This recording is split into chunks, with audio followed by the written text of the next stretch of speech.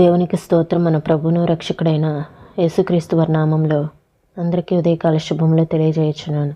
ఈరోజు దేవుని వాగ్దానము సంఖ్యాకాండము 9వ అధ్యాయము 19వ వచనము. ఆ మేఘము నిలిచిన ఎడల ఇశ్రాయేలీలు ప్రయాణము చేయకుండిరి.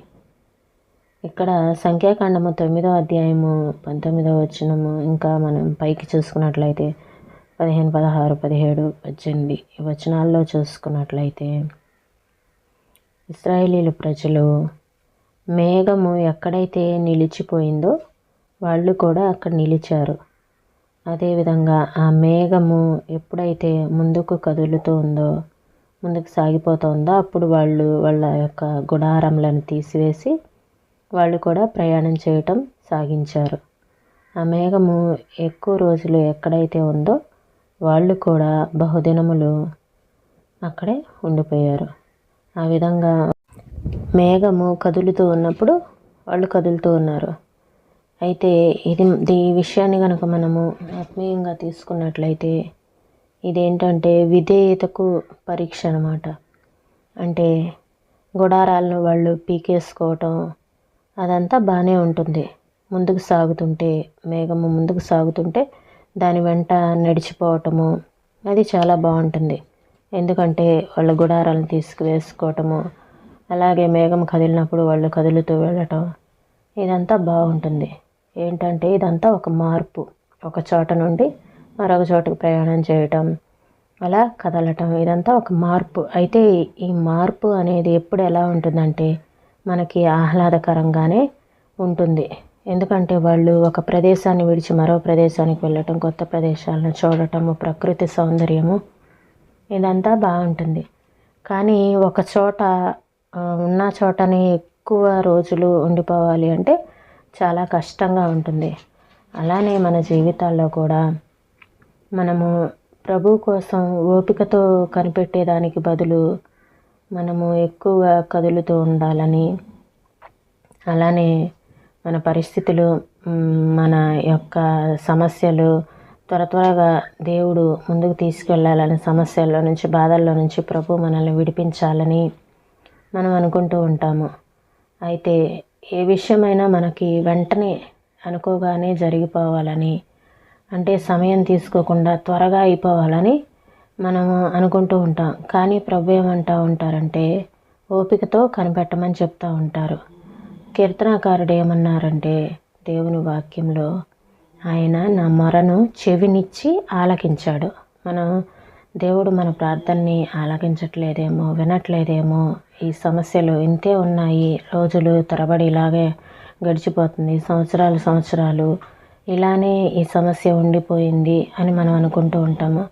కానీ దేవుడు ఎలాంటిదంటే నా మొరను చెవినిచ్చి ఆలకించాడు. మనం పెట్టే మొర ఆయన చెవినిచ్చి ఆయన ఆలకిస్తూ ఉన్నారు. ప్రభు మన ప్రార్థనను ఎప్పటికీ దేవుడు నిరర్థకం చేయరు.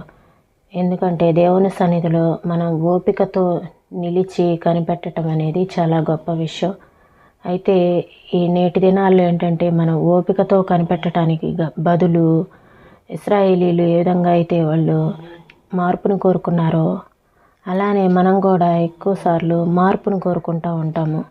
అంటే మనం కనిపెట్టేదానికి బదులు ఏదో ఒకటి చేసేద్దాంలే, ఏదైతే అదైంది, ఏదో ఒకటి జరిగిపోతుందిలే అని ముందుకు వెళ్తూ ఉంటాము. కానీ అది మంచి విషయం కాదు. ప్రభు కోసం ఓపికతో కనిపెట్టినప్పుడు దేవుడు మన పట్ల కార్యాలను జరిగిస్తారు. ఇది విధేయతకు తుది పరీక్ష. గుడారాలను పీకేయటం బాగానే ఉంటుంది. సిల్కు పొరల వంటి మేఘం సన్నిధి గుడారం పైనుండి అలవోకగా టీవీగా తేలిపోతూ ముందుకు సాగితే దాని వెంబడి నడిచిపోవటం చాలా హుషారుగా ఉంటుంది. మార్పు ఎప్పుడు ఆహ్లాదకరంగానే ఉంటుంది. దారి వెంట పోతూ ఉంటే కనబడే ప్రకృతి సౌందర్యం, కొత్త ప్రదేశాలను చూడటం, తర్వాతి మజిలీ ఎక్కడో అనే ఉత్సుకత ఇదంతా ఎంతో బాగుంటుంది. కానీ ఉన్న చోట ఆగిపోవటం అన్నదే బహు కష్టం.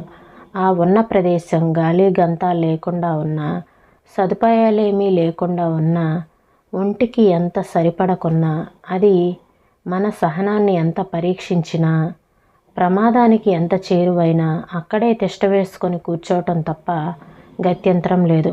కీర్తనాకారుడు ఇలా అంటాడు, ప్రభువు కొరకు ఓపికతో కనిపెడుతున్నాను. ఆయన నా మొరను చెవినిచ్చి ఆలకించాడు. అప్పటి పాత నిబంధన పరిశుద్ధుల కోసం చేసిన పనులను అన్ని కాలాల్లోనూ చేయగలడు.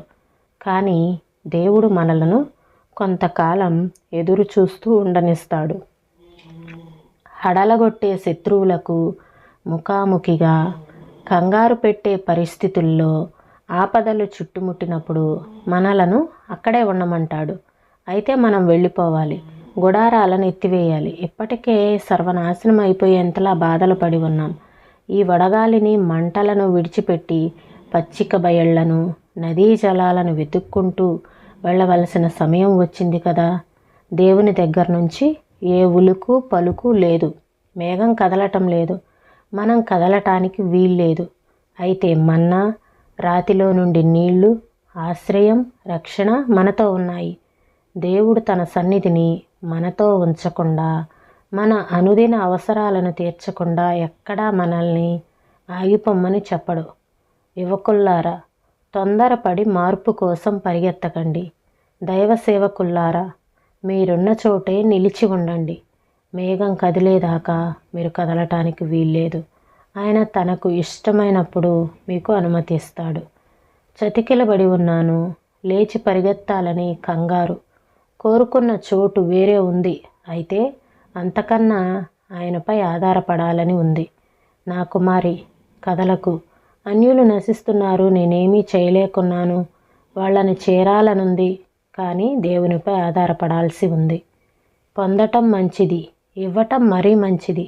అయితే అడుగడుక్కి, క్షణక్షణానికి, అన్ని వేళల్లో దేవునికి లోబడిపోవటం అన్నిటికంటే ఉత్తమం. ఈ మాటలను ప్రభువు మన వెనికిల్లో దీవించునుగాక. ప్రార్థన చేసుకుందామండి. స్తోత్రం స్తోత్రం స్తోత్రం నాయనా, పరిశుద్ధుడా, ప్రేమ కలిగిన దేవా, మీకు వందనాలు చెల్లిస్తున్నాం ప్రభా.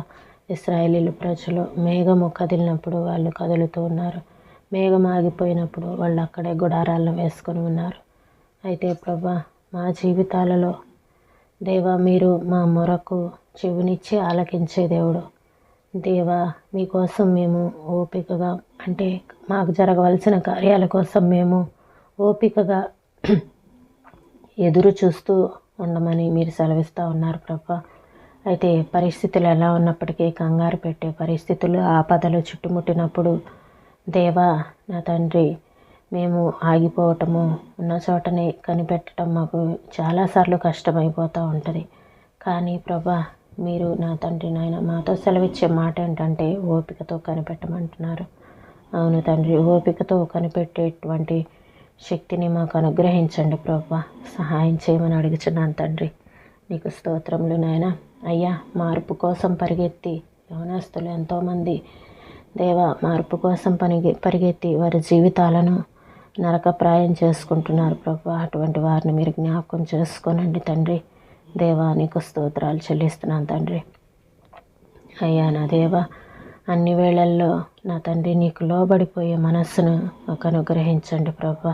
అన్నిటికంటే ఉత్తమమైనది అన్ని వేళల, అన్ని పరిస్థితుల్లో, ప్రతి పరిస్థితిలో మీకు లోబడిపోవటమే. అవును నా తండ్రి, మీకు లోబడే మనస్సు, మీ పట్ల విధేయత చూపించే మనస్సును మాకు అందరికీ దయచేయమని ఈ ఉదయకాల సమయంలో నా తండ్రి మీ కృపనిచ్చి నడిపించమని యేసయ్య పరిశుద్ధమైన నామంలో అడిగి వేడుకొంచున్నాం తండ్రి.